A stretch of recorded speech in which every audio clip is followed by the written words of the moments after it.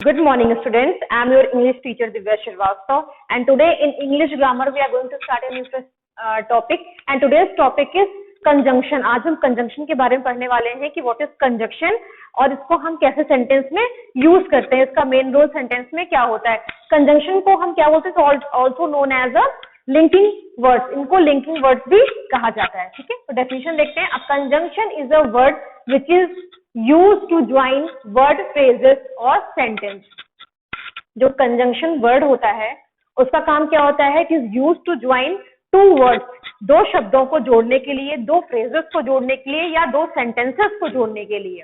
ठीक है, वर्ड्स हो या ग्रुप ऑफ वर्ड्स हो, फ्रेजेस हो या सेंटेंस हो, उनको जोड़ने के लिए, ठीक है, उनके बीच में एक रिलेशनशिप मेंटेन करने के लिए कंजंक्शन का यूज होता है. ठीक है, ऐसे आपको समझ में नहीं आ रहा, एग्जाम्पल के साथ क्लियर करते हैं. जैसे मैंने बोला कि राम एंड राहुल, राम और राहुल बहुत ही अच्छे दोस्त हैं. Ram and Rahul are good friends.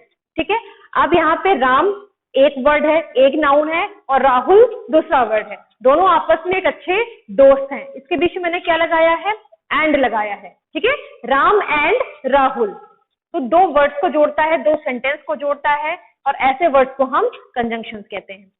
देखते हैं एग्जांपल के साथ. पहला कंजंक्शन जैसे मैंने यहाँ पे लिखा है एंड. ठीक है, यहाँ पे देखिए मैंने इसका यूज भी लिखा है ताकि आपको अच्छी तरीके से क्लियर हो जाए. ठीक है, तो फर्स्ट कंजंक्शन इज एंड. इसका यूज क्या है, and is use to join nouns, words, adjective, verbs, anything. जो एंड कंजंक्शन होता है इसका काम क्या होता है, ये किन्हीं दो नाउन्स को या दो वर्ब्स को, एडजेक्टिव को या दो सेंटेंस को आपस में जोड़ता है. ठीक है, अगर हम कह सकते हैं कि एडिशन के लिए या किसी एक वर्ड में, किसी एक सेंटेंस में दूसरा हमें एड ऑन करना है, तो उसके लिए हम एंड का यूज करते हैं. Rahul is rich and honest boy. अब यहाँ पे जो रिच है ये ऑनेस्ट है, इसे क्या है, एडजेक्टिव है. करेक्ट, तो अब क्या है, राहुल इज अ रिच. अब हमें रिच में कुछ और एड ऑन करना है, कुछ और हमें क्वालिटीज ऐड करनी है. तो हम ऐड के लिए क्या करते हैं, एड ऑन के लिए हम क्या करेंगे, एडिशन के लिए हम एंड कंजंक्शन का यूज करेंगे.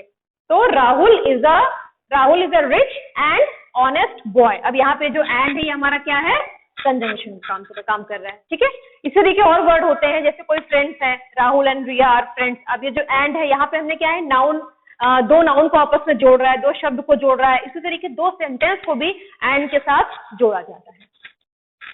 The second conjunction is but. But का यूज कहाँ होता है, but is use to show difference and opposite ideas.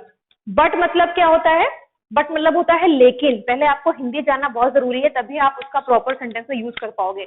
But मतलब होता है लेकिन, जहां हम एक कंडीशन से सेटिस्फाइड होते हैं लेकिन दूसरी कंडीशन से हमें मतलब हम उसके वो होते हैं, अपोजिट में होते हैं, डिफरेंस में होते हैं. ठीक है, टू शो डिफरेंसेस, एक चीज को हम एग्री कर रहे हैं और दूसरी चीज को हम डिनाई कर रहे हैं. हमें ये तो पसंद है लेकिन हमें ये नहीं पसंद.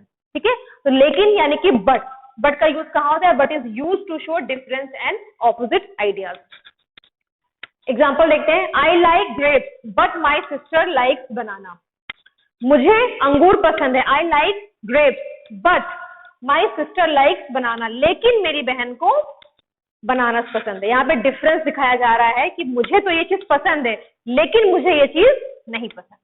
ठीक है, आप इस तरीके खुद में भी कह सकते हैं कि I like banana but I don't like grapes. ठीक है, इस तरह.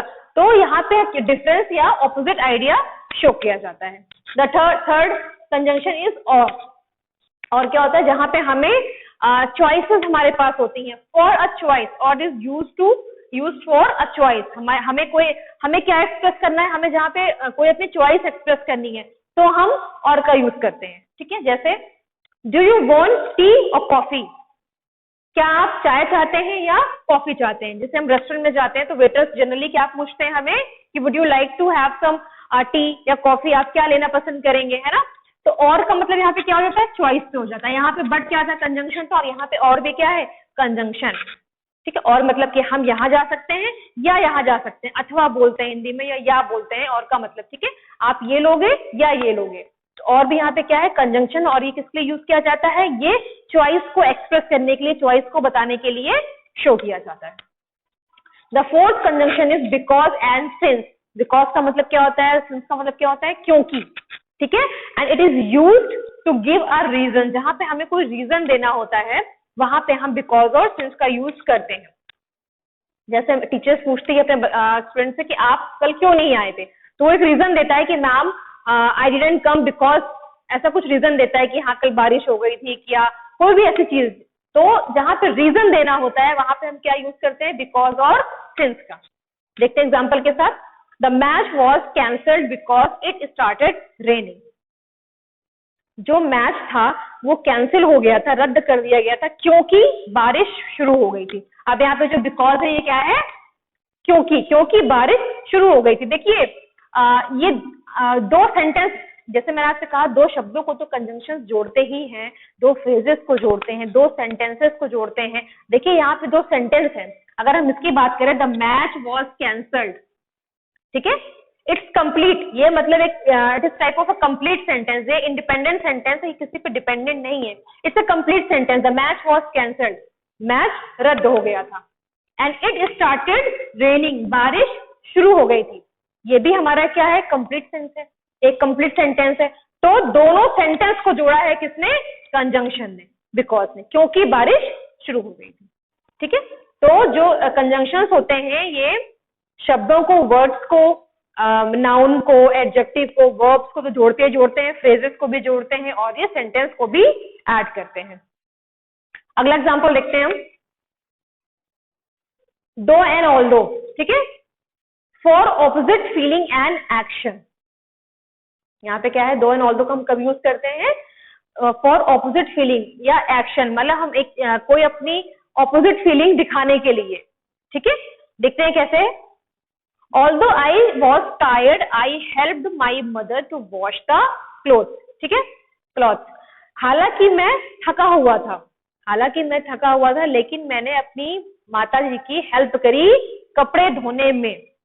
मतलब कहने का है कि टू फॉर ऑपोजिट फीलिंग, वो इसमें दूसरी तरह की फीलिंग और एक्शन शो होता है, जहां पे हम एक तरह से हम, जैसे यहाँ पे उसने कहा कि मैं थका हुआ था, उसकी एक फीलिंग क्या है कि वो टायर्ड था, लेकिन उसने अपनी माँ की हेल्प करी, उसने अपनी माँ की मदद करी। ठीक है, तो उसकी अपनी कंडीशन से उसने अगेंस्ट काम किया है, ऑपोजिट में काम किया है। ठीक है, तो यहाँ पे हम दो और ऑल्दो लगाते हैं, दोनों का मतलब होता है हालांकि, और दोनों ही सेंटेंस के बिगनिंग में या मिडिल में यूज हो सकता है। ठीक है, though I was tired, I helped my mother to wash the cloth.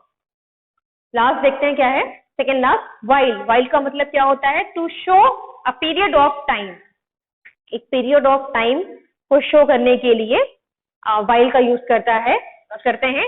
While he was sleeping the girl escaped, जब वो सो रहा था, द गर्ल एस्केप्ड, यानी कि कोई घटना, कोई एक्शन हुआ है एक सर्टेन टाइम ऑफ पीरियड में। ठीक है, एक सर्टेन, जब वो ऐसा हो रहा था तो वो ऐसा हो गया, मतलब कोई एक दूसरी, यहाँ पे देखिए क्या है, ये यहाँ पे डिपेंडेंसी हो रही है। जैसे ये क्या है कि when he was sleeping the girl escaped, लड़की भाग गई। ठीक है, लड़की निकल गई। तो यहाँ पे अब ये while क्या है हमारा, while हमारा कंजंक्शन है, दो भी हमारा कंजंक्शन है। ठीक है, जब वो सो रहा था तो लड़की चली गई या भाग गई। तो अब यहाँ पे while किस लिए यूज हो रहा है, वो एक उस टाइम के लिए, उस टाइम को बताया जा रहा है जब वो सो रहा था। while का यूज यहाँ पे इसलिए हुआ है कि जब वो सो रहा था, उसके स्लीपिंग टाइम के बारे में यहाँ बताया गया है, यहाँ पे उसके टाइम के बारे में शो किया गया है, पीरियड ऑफ टाइम के बारे में शो किया गया है कि जब वो सो रहा था तो लड़की चली गई। ठीक है, until and when का यूज कहाँ करते हैं, टू शो टाइम, ये भी टाइम को दिखाने के लिए करते हैं।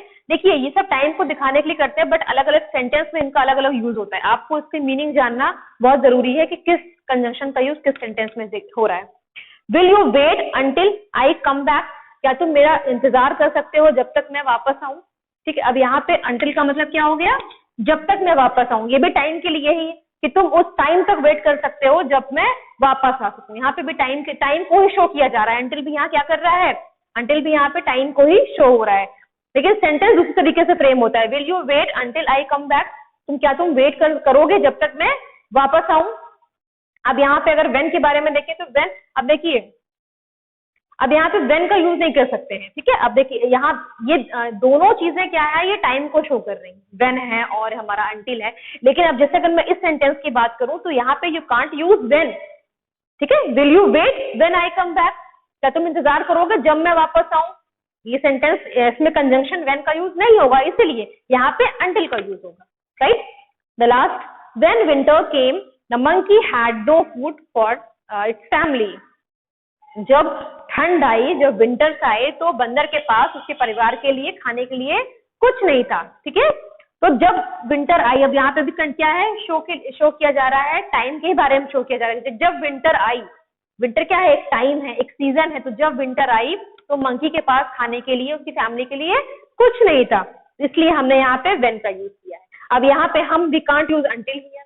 अंटिल का मतलब जैसे क्या है कि जब तक, ठीक है, तो हम यहाँ पे अंटिल का यूज नहीं कर सकते। तो व्हेन है, अंटिल है, व्हाइल है, these are conjunctions use for to show time, but हर सेंटेंस में अलग अलग तरीके से इसको यूज किया जाता है। ठीक है, इसके अलावा बहुत सारे कंजंक्शन होते हैं, जैसे दैट होता है, और इधर और होता है, नाइदर नॉर होता है। ठीक है, फॉर होता है। ठीक है, फॉर का मतलब के लिए, दैट कोई चीज बताने के लिए होती है, की, दैट का मतलब की हो गया, फॉर के लिए हो गया। तो ऐसे बहुत सारे कंजंक्शंस और भी हैं, इधर और है। ठीक है, तो ये सेंटेंस आपके कंजंक्शन है यहाँ पे, और बाकी इसके असाइनमेंट, इसके एग्जांपल्स मैं आपको और कॉपी में करा दूंगी। आई होप आपको चैप्टर क्लियर हुआ होगा। In next video we will start a new fresh chapter. Thank you students.